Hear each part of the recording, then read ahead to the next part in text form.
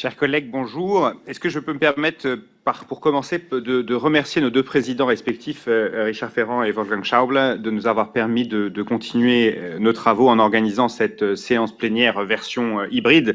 Nous sommes tous un peu déçus de ne pas être à Berlin aujourd'hui, mais nous sommes impatients à l'idée de se revoir en personne sous peu.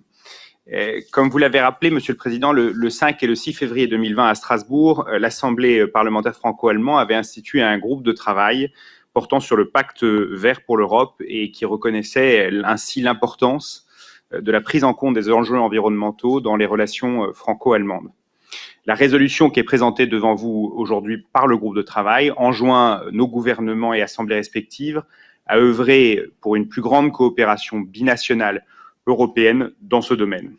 Elle est issue de travaux et de réflexions de tous, quels que soient les bancs desquels nous sommes issus, et c'est par de tels consensus, il me semble, que l'ambition du pacte vert européen peut devenir une réalité.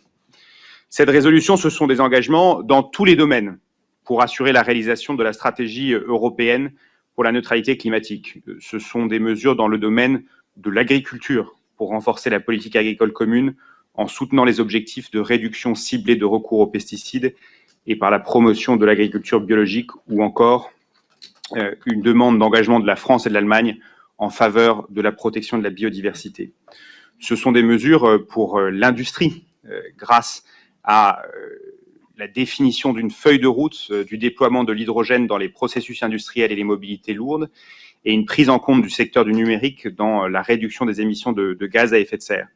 Ce sont des mesures qui permettront d'atteindre le relèvement de l'objectif net de réduction des émissions de gaz à effet de serre d'au moins 55% par rapport à 90 d'ici 2030, objectif pleinement soutenu évidemment par ce groupe de travail.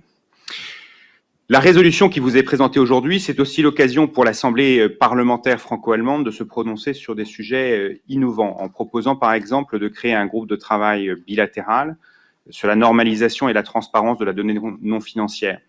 Le verdissement du secteur financier européen est un enjeu majeur, et la France et l'Allemagne, de par leur dialogue commun, ont l'opportunité de porter ensemble un projet pionnier. Notre partenariat nous permet d'être instigateurs non seulement de nos pratiques de politique interne, mais aussi d'exercer un rôle d'influence dans nos relations extérieures. À ce titre, la résolution soutient le verdissement de la politique commerciale de l'Union européenne. L'accord de Paris et la problématique de la déforestation importée doivent être prises en compte dans nos accords commerciaux multilatéraux.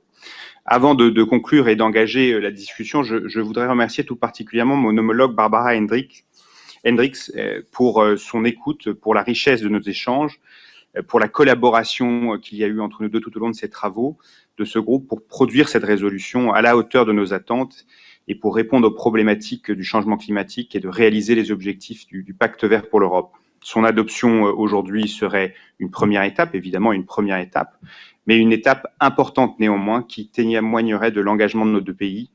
Le partenariat franco-allemand doit être un exemple pour l'Union européenne et doit à ce titre jouer un rôle majeur dans la mise en œuvre du pacte vert pour l'Europe. Je vous remercie.